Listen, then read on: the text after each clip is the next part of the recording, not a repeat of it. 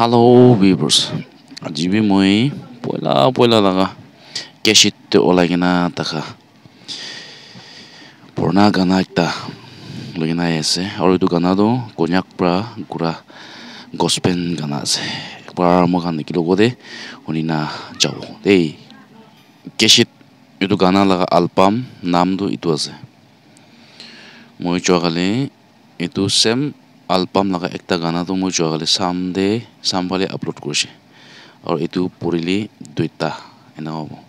to gana to etu duita noi bishi ase aru purana time laga 90s 80s ena la instrument aru takhan la dion meaning khan hunibole pasan wa khan do ruki dekhibi de aru ai na koi ase